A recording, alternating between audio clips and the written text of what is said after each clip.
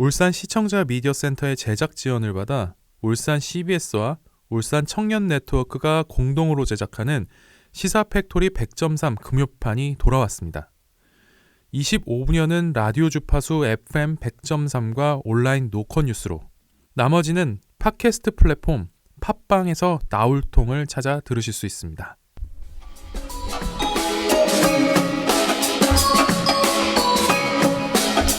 혁신은 새로운 시도가 아닌 과거와의 작별에서 시작한다.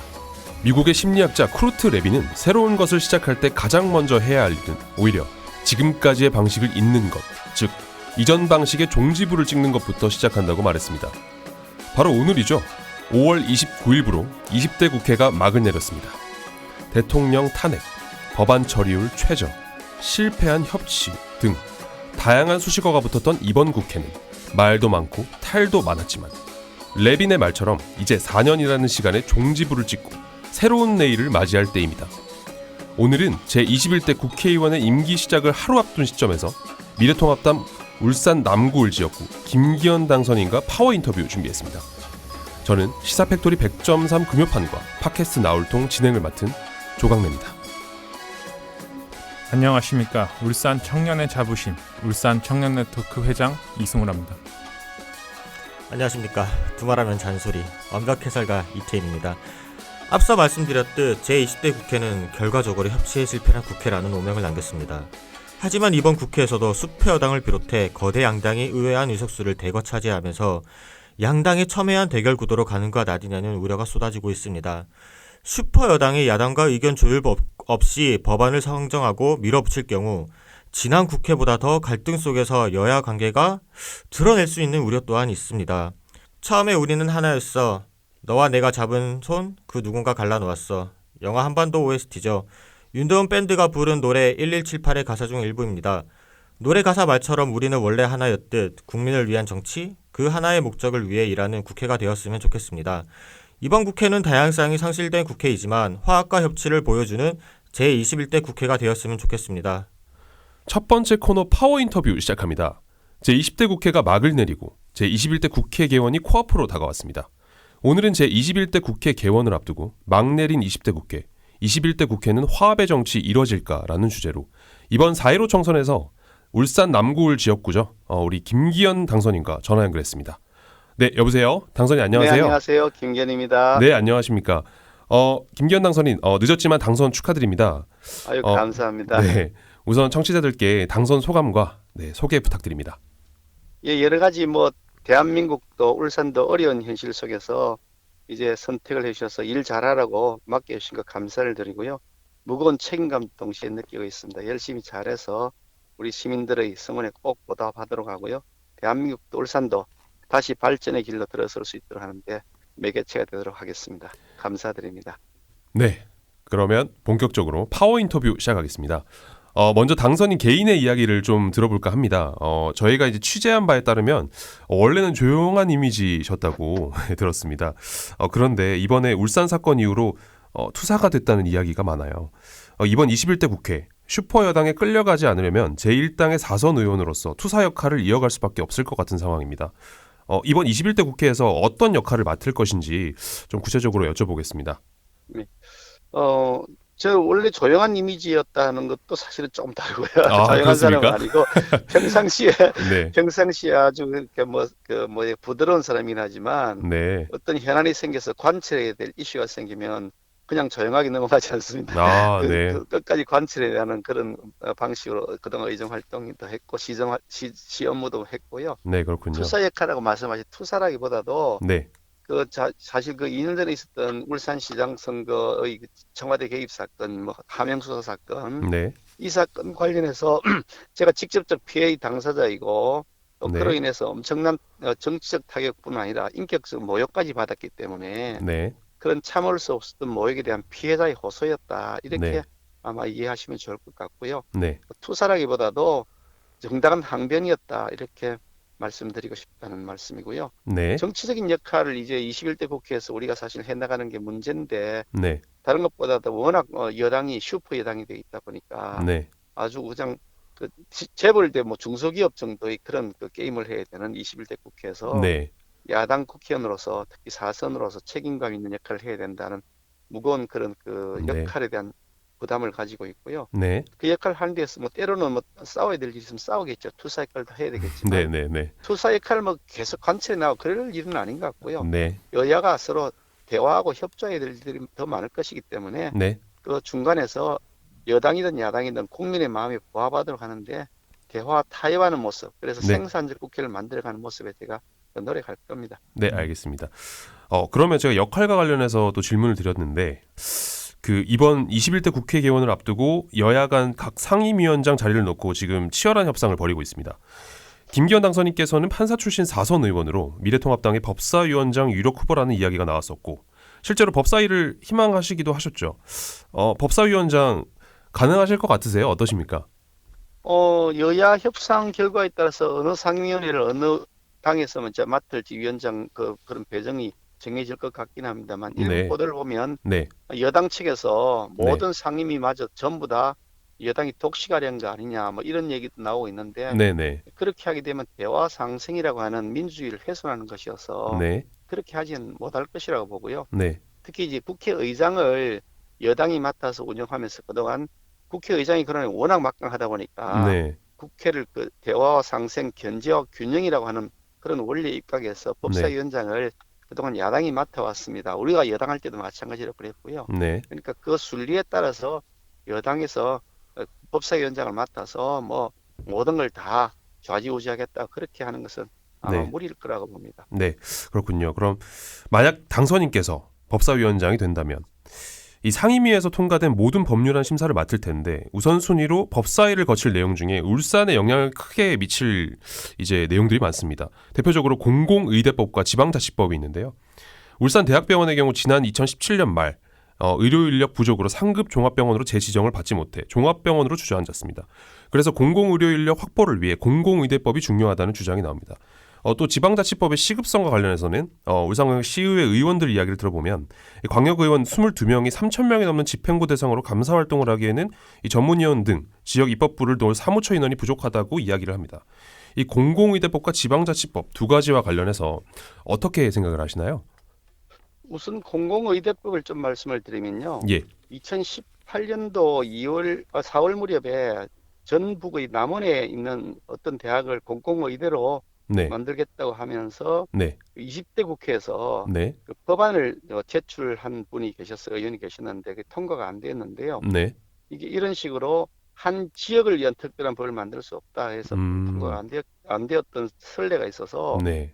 공공의대법을 별도로 만들어서 울산의 의과대학을 만든다는 계획은 어찌 보면 조금 불필요한 절차 같고요. 네. 공공의대법이 필요한 것이 아니라 울산의 공공의료기관이 필요한 거죠. 그래서 지금 이제 그동안 제가 시장 시절부터 계속 추진해왔던 국회의원 때도 마찬가지였습니다만 추진해왔던 것이 네. 우리가 산재 모병을 만들겠다고 하는 것인데 결국 이제 현 정부 하에서 현 울산 그 송철호 시장 체제 하에서도 네. 결국 산재 전문 병원을 울산에 만들겠다는 최종 결론이 나서 네. 지금 추진이 되고 있는 것으로 알고 있고요. 네. 그런데 이제 이게 문제는 그 단순하게 공공의료기관을 만드는 것만이 중요한 것이 아니라 좋은 의료 수준을 가진 높은 네. 의료 수준을 가진 의료 종사자, 의사 선생님들, 간호사 선생님들, 연구원들 이런 분들이 울산에서 활동해야 되는 것이 중요하지요. 네. 또 좋은 그런 의료 관련된 장비들도 들어와야 되고요. 네. 그런 면에서 이제 울산의 공공 의료기관이 만들어진다 하더라도 그냥 울산 시립병원 정도 수준 되어서는 안 된다. 네. 울산 시립병원 정도 수준이 되면 전국에 있는 시립병원이 다 마찬가지로 그렇게 높은 수준의 의료를 제공하지 못하고 있단 말이죠. 네. 그러다 보니까 사립 의료시설을 계속 이용하는 것이 우리 현실이기 때문에 네. 그래서 이 공공의료기관을 울산 시립병원 정도 수준이 아니라 네. 대한민국 유수의 대학 부속병원 정도로 만들어야 된다. 네. 그런 생각을 저는 가지고 있고요. 네. 그래서 우리가 지금 추진하고 있는 산재 전문병원, 산재 모병원과 이름만 달리하지만 내용은 똑같은 겁니다만 네. 어떤 이 산재병원을 단순한 산재병원에 그치게 하는 것이 아니라 일반 시민들 모두에게 높은 수준의 의료를 제공할 수 있는 그런 기관으로 개편하면서 동시에 유니스트와 같은 이런 국공립 법인 대학이니까요. 네. 네. 네. 거기 부속 대학으로 만들면 거기에 있는 의료 종사자들이 다 대학 교수나 네. 대학의 그런 종사자들로서의 직책을 부여받을 수 있기 때문에 네. 그와 같은 형태로 우리가 공공의과대학을 만들어 나가는 것이 바람직한 방향이다. 그런 말씀을 드리고 싶고요. 네. 지방자치법 관련해서는 이제 뭐 집행부를 대상으로 해서 우리 울산시의 시의원 22명의 보조 인력이 좀 부족한 것 아니냐, 사무처 인력이 부족하다 하는데 그 네. 점에 대해서는 공감을 하고요. 아, 네. 다만 이게 이제 그 사실은 중앙정부하고도 관련이 있는데 중앙정부가 이 부분에 대해서 별로 협조적이지 않습니다. 중앙정부는 지방자치가 확대되면 자기들이 권한이 약화된다는 생각을 가지고 있는 것이 아닌가 하는 의심이 드는데 네. 제가 그 울산광역시장 하면서도 우리 그 전국의 지자체들의 그 자치 조직권과 자치 입법권을 확대하기 위한 그런 그 위원장을 맡아서 그동안 특별위원회 위원장을 했었는데 네. 그렇게 하면서 계속 접촉을 해보니까 이 지방자치권의 확대에 대해서 중앙행정부처는 말로는 그러지만 실제 행동에서는 매우 소극적이고 뒤로 퇴행하는 모습들을 보여왔습니다. 네. 그래서 이 중앙정부부터 시각을 고쳐야 된다고 생각하는데 지방의회가 제대로 된 활동할 수 있도록 보조 역할을 하는 분들이 충분히 꼭 필요하다. 저는 그렇게 생각합니다. 네, 알겠습니다. 네. 당사님, 네네. 네네. 그 앞서 서두에서 말씀해주셨던 이른바 이제 울산 사건, 그러니까 울산시장 선거 개입, 송병기 수첩 사건, 그 다음에 청와대 하명수 사건과 관련해서 하고 싶은 이야기가 좀 더 있으실 것 같습니다. 사실 이 문제는 전국적으로 공론화된 문제라 청취자들께서 많이 궁금하실 것 같은데요. 김 당선인께서 이와 관련해 견해가 있으시면 좀 밝혀주셨으면 감사하겠습니다. 예, 제가 사실 그 사건에 대해서 그동안 뭐 처음에 사건이 발생할 때부터 매우 강력한 의심을 가지고 이건 뒤에 배경이 있다. 거대한 몸통이 조종하고 있는 것이라는 생각을 했었는데 네. 선거에서 제가 지고 나서 그 후에 뭐 다시 수사를 할 수 있는 권한이 저에게는 없으니까 네. 야당에게도 마찬가지고요. 네. 그래서 지켜보고 있었는데 마침 이제 그 검찰에서 이분에 대한 조사가 제대로 시작이 되면서 그 사건의 실체가 조금씩 밝혀지기 시작했고 그 제가 검찰에서 참고인으로 조사를 받으면서 확인한 바에 의하면 굉장히 거대한 업무가 여기에 도사리고 있었다는 것이 파악이 네. 되었다는 말씀이고요. 네. 그 몸통이 바로 청와대였다는 것도 상당 부분 실체가 이미 파악이 되어서 재판에 13명이 넘겨져 있는데 그중에 수석비서관도 포함되어 있고 비서관도 포함되어 있고 이렇단 말이죠. 네. 그래서 이 실체가 청와대인 것은 명확하다. 저는 그렇게 확신을 하고 있고요. 네. 다만 이제 지금 수사하는 과정에서 일부가 지금 지지부진하고 있던 것 아니냐, 머뭇거리고 있는 것이 아니냐는 그런 우려가 있습니다. 네. 이 사건의 실체를 밝히고 그에 대한 단죄를 하는 것은 네. 여야의 문제나 선거의 문제가 아닙니다. 사업 절차나 사업 절차에 따라서 진실을 밝히고 그에 대한 응분의 책임을 묻는 것이지 선거로 진실이 뭔지 밝히고 선거로 재판하는 것은 자유민주주의 삼권 분립에 위배되는 거죠. 그렇게 해서도 되지 않고 할 수도 없는 일이고요. 네. 그런데 현 정권의 경우에는 지금 자신들이 총선에서 압승을 했다는 사유인지 몰라도 힘으로 이 사건을 엉터리를 하는 것이 아닌가 하는 느낌을 지울 수가 없습니다. 네. 그래서 수사가 굉장히 뒤지부진한 것이 아닌가 하는 우려를 하고 있는데 역사에 이 사건은 반드시 기록을 남기고 다시는 이런 일이 반복되지 않도록 해야 됩니다. 어떻게 선거에 현 권력이 살아있는 권력이 개입을 해서 네. 민심을 강도질하고 좌지우지할 수 있도록 용납할 수가 있겠습니까? 그건 민주주의를 파괴하는 것이거든요. 그런 네. 측면에서 이 사건의 진실을 밝히기 위한 검찰의 분발도 필요하고 현 권력도 이 사건의 수사에 대해서 협력을 행사한다는 의심에서 벗어날 수 있도록 제대로 된 조치를 해야 될 것이라고 합니다. 네, 알겠습니다. 지난번 경제일간지 이데일리와의 인터뷰에서 이제 당선인께서는 미래통합당 30, 40대 정치인들 공부해야 한다고 이야기했습니다.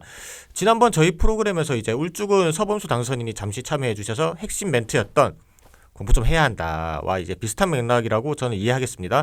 뭐 아무튼 인터뷰 중에 그들을 키울 수 있는 시스템이 없다라고도 말씀하셨더라고요. 실제 미래통합당 울산시당을 통해 이번 총선에 나온 후보자 평균 나이가 60이 넘습니다. 젊은 청년 정치인이 많이 보이지 않았어요. 이게 사실 없다고 할 수 있죠. 보수 정치의 미래를 위해 울산 지역 맞춤형 청년 정치인 양성 계획은 따로 없는지 좀 궁금합니다. 예, 말씀하신 것처럼 청년 정치인 양성이 꼭 필요하다는 확신을 저는 가지고 있고 네. 그래서 뭐 방금 말씀하신 그 경제 일간지 이외에 여러 언론들과 인터뷰에서도 우리 당이 좀 젊어지고 청년을 키워야 된다. 그래서 네. 필요하다 그러면 청년 당 대표를 세울 수 있도록 우리 당헌도 고쳐야 된다. 네. 현재의 당헌에 의하면 국민적인 여론의 지지도 그리고 당원들의 지지도 이걸 두 개를 합산을 해서 당 대표를 뽑도록 되어 있는데 네. 이렇게 단순 합산을 하게 되면 청년들이 당 대표가 될 가능성은 거의 제로다. 네. 이 가능성을 높이기 위해서 청년들에게 오히려 가산점을 주면서까지라도 우리 젊은 층들이 당의 얼굴이 되도록 해야 된다. 네. 언론 인터뷰를 공개적으로 한 것이 보도되어 있는데 그 네. 같은 생각이 뭐 마찬가지로 지금도 똑같은 생각이고요. 네. 네. 다만 이제 이게 청년 정치인의 양성은 두 가지 측면인데 하나는 네. 말씀드린 것처럼 이런 제도를 고쳐서 이 청년들을 양성할 수 있는 프로그램도 만들고 하면서 이 제도 속에 청년들이 활동할 수 있는 공간을 만들어줘야 된다. 안 그러면 혼자 들어와서 혈혈단신으로 어떻게 뚫고 나갈 수 있겠느냐 이런 네. 생각을 한단 말이죠. 그래서 네. 첫 번째는 이렇게 제도도 고치고 당헌도 고치고 우리 청년을 양성하기 위한 시스템이나 아카데미도 열고 해서 네. 그 우리도 청년 정치사관학교 같은 것이 울산시당에서 그동안 운영도 해왔습니다만 이것이 활성화되도록 하는 노력이 필요하고 또 동시에 두 번째로 청년들도 사실 노력을 해야 됩니다. 가만히 앉아 네. 있어서 꽃가마 태워주길 기다린다 그러면 그거는 백년 하청입니다. 아예 불가능한 일이죠. 그렇죠. 우리 네. 청년을 사실 발굴하고 싶어도 저 같은 경우도 마찬가지인데 청년 좋은 그 인력들을 발굴하고 싶어도 네. 그분들이 의지를 적극적으로 가지고 뛰어들어야 되는데 정치라는 것도 그냥 뭐 여가 생활하듯이 하는 것이 아니고 네. 자기의 소신과 철학을 관찰하기 위해서 신념을 가지고 여기에 몰입해 줘야 되는데 네. 그냥 어쩌다가 한 번씩 들락날락 하면서 이렇게 뭐 견문 넓히듯이 할 것 같으면 네. 그분이 역량을 제대로 발휘할 수 있는 기회도 안 되고 평가도 안 되는 거죠. 그러니까 네. 자기도 그 일에 헌신하겠다, 몰입하겠다는 의지를 가지고 공부도 하고 네. 각종 디스커션에 참여하고 그러면 자기 스스로 역량을 키워야 된다. 이 두 개가 합쳐져야 된다고 생각하는데 그중에 첫 번째로 우리는 당장은 우리 당의 경우에는 첫 번째로 우선 시스템 자체를 먼저 구비해야 된다. 그것이 우선적 과제다. 네. 지금 그게 시스템이 너무 미비되어 있다는 것이 저희 생각이고요. 앞으로도 그런 면에서 청년 정치인들을 키워나가기 위한 이 역할을 중앙에서도 물론이지만 울산에서 계속해 나가야 되겠다는 그런 각오를 가지고 있습니다. 네, 시스템과 이제 청년 정치인의 의지 두 가지 측면이 다 중요하다 이런 말씀을 하셨고요. 네, 이어서 네. 지난번 연합뉴스 TV에서 당선인께서는 한쪽 날개로 날 수 없다. 지금 국회는 한쪽 날개가 너무 꺾인 형국이다라고 말씀하셨습니다. 전국 단위로 보면 민주당이 강세지만 울산에서는 미래통합당이 6석 중 총 5석을 차지했는데요. 울산은 반대로 진보 소수당과 민주당의 날개가 꺾여 있는 형국입니다. 여기서 주목할 점은 주호영 미래통합당 원내대표의 첫 외부 행보가 광주 5.18 행사 참석이라는 것 같습니다. 언론에서는 이례적이다라고 표현하기로 했는데요. 오늘 저희 방송 주제가 제21대 국회에서 화합의 정치가 이뤄질까입니다. 진보와 보수, 화합을 통한 건설적인 울산 발전을 놓고 김 당선인만의 고민이나 철학이 있으신지 좀 궁금합니다. 예, 사실 좀 전에 질문하신 것처럼 우리 주호영 원내대표의 그 5.18 민주화 운동 행사 참석이 뭐 좀 이례적이다 이런 평가가 있었다고 한다는데 네. 저는 그 이례적이라는 평가 자체가 이례적인 것 같다 이런 생각을 하고요. 네. 당연한 일이고 네. 국가적 행사인데 그 여든 야든 똑같이 네. 민주화 운동의 의미를 되새긴다는 의미에서 참석하는 것은 당연한 것이고요. 네. 그걸 이례적으로 보는 시각 자체가 잘못된 것이다. 그런 말씀을 드리고 싶습니다. 그동안에도 사실은 미래통합당 대표가 행사에 지속적으로 참석해 왔는데 네. 어떤 때는 막 그것이 이제 현장에서 많은 반발에 부딪히거나 혹은 거기에 뭐 시위, 데모 이런 것 때문에 네. 이슈가 이상하게 꼬여버린 것이죠. 네. 그래서 오해 아닌 오해를 받았던 것인데 뭐 그런 점들에 대해서는 서로 여든 야든 어느 쪽 입장이든지 간에 국가적인 일에 대해서는 같이 공감대를 형성해야 된다. 서로 간에 양해할 것을 양해하고 이해해야 된다는 말씀을 드리고 싶고요. 네. 진보와 보수의 화합을 말씀하시는데 당연히 지금은 뭐 진보라고 하는 그분들이 지금 뭐 진보인지 아닌지 저도 사실 헷갈립니다만 이름은 진보라고 하니까 진보라고 친다면 그분들의 경우에 가진 것이 뭐 무지 많습니다. 원래 화합이라고는 가진 자가 가지지 않은 쪽에 내어놓는 방식을 하는 거지 네. 100개를 가진 사람이 10개를 가진 사람한테 화합하자 그러면서 10개 중에서 5개를 더 내놓으라 그러면 그건 화합이 안 되는 거죠. 네. 100개를 가진 사람이 10개를 가진 사람하고 화합하자 그러면 100개 중에서 10개를 내어놓고 당신 20개 하고 내가 90개 하자. 이렇게 화합이 되는 건데 네. 그런 측면에서 당연히 우리야 뭐 지금 소수 야당 입장에서 화합을 위한 노력을 하겠지만 근본적으로 그 전제는 여당이 먼저 자신들이 손을 내밀고 가진 것을 내어놓으면서 화합 모드를 해야 될 것이 선결 과제다 그런 말씀을 드리고 싶다는 것이고요. 네. 아까 조금 전에 그 뭐 울산의 경우에 이게 국회의원 선거에서 6석 중에서 5석을 미래통합당이 차지했으니까 네. 이게 한쪽 날개가 너무 꺾인 거 아니냐, 거꾸로 꺾인 것이 아니냐 이런 말씀을 주셨는데 네. 그건 조금 관점의 오류가 있는데요. 울산 지역 국회의원 6명의 경우에 울산 지역 출신 국회의원이긴 하지만 울산시정에 관여하는 것이 아닙니다. 네. 울산시정은 울산시장과 구청장, 군수 그리고 시의회, 구의회에서 관여해서 결정하는 것이지 국회의원이 관여해서 결정할 수 있는 것은 단 하나도 없습니다. 다만 옆에서 예산이라든지 이런 지원을 하는 스포트 역할을 하는 것이기 때문에 네. 울산 자체를 놓고 본다 그러면 울산시장, 구청장, 군수 전부 다 민주당이고 시의회, 구의회 전부 다 민주당 의장이고 시의회만 경우 하더라도 22명의 시의원 중에서 17명이 민주당이고 5명이 미래통합당이거든요. 오히려 현재도 여전히 우파보다는 좌파가 너무 많이 어저께 커져 있는 그래서 기형적 모습이다. 이런 말씀을 드리고 싶은데 네. 어떻든 이게 뭐 어느 날개가 꺾여 있느냐 안 꺾여 있느냐 그런 문제가 아니고요. 네. 여든 야든 간에 울산 발전, 대한민국 발전을 위해서는 공통의 목표를 가지고 나아가야 된다. 다만 그 과정에 있어서의 의견의 차이나 그런 뭐 관점의 차이가 있을 수 있는데 이런 것들을 우리가 어떻게 잘 녹일 것이냐의 문제인데 저는 뭐 제가 뭐 울산 시장도 했던 사람이기도 하기 때문에 울산 시정의 여러 가지 현안들 고민이 뭔지 잘 알고 있는 사람이고요. 여당이든 야당이든 간에 울산시장을 맡아보면 고민은 똑같습니다. 이게 여러 가지 현안을 뚫고 나기 애로사항은 여당이든 야당이 똑같이 놓여 있습니다. 그러니까 뭐 지금 저기 민주당 소속의 시장께서 하고 계신다고 해서 제가 이해 못할 바가 아니기 때문에 네. 그 고민과 고충은 저도 잘 이해하고 있고요. 네. 그래서 그런 점들에 협조하는 데서는 전혀 뭐 걱정하실 필요가 없다 그런 말씀을 드리고 싶네요. 네, 알겠습니다. 당선인 시간 관계상 이 파워 인터뷰는 여기서 마무리해야 될 것 같습니다. 저희 라디오는 여기까지인데요. 사실 라디오는 끝났지만 김기현 당선인과의 인터뷰는 아직 끝난 게 아닙니다. 저희가 청취자들께도 더 드리고 싶은 말씀도 있고, 네, 그래서 2부 나올 통해서 이어갑니다. 당선인 전화 끊지 말고 잠시만 좀 기다려 주시겠습니까? 네, 그러겠습니다. 네, 감사합니다. 2부 나올통은 팟캐스트 플랫폼 팟빵과 유튜브에서 나올통을 검색하시면 들으실 수 있습니다. 그리고 인터뷰를 본격 리뷰해보는 시간인 인터뷰 리뷰 코너와 특별기획 울산의 혜성 같은 정치 신인이죠. 이 최건 변호사와 함께 파워 인터뷰 준비했습니다. 그러면 2부 나올통에서 계속 이어가고 라디오 청취자들께는 여기서 인사드리겠습니다. 네, 1부는 여기까지입니다. 저희 울산 청년 네트워크와 울산 CBS는 앞으로 청년의 눈높이로 울산 현안을 다뤄보려 합니다. 여러분 제보와 사연을 기다리고 있습니다. uscbs@cbs.co.kr로 보내주시면 방송에 적극 반영하겠습니다. 지금까지 기술의 이창수 엔지니어, 음악의 길기판, 진행의 조강래, 이승우, 이태인, 조연출의 엄유미, 연출의 김성광 프로듀서였습니다.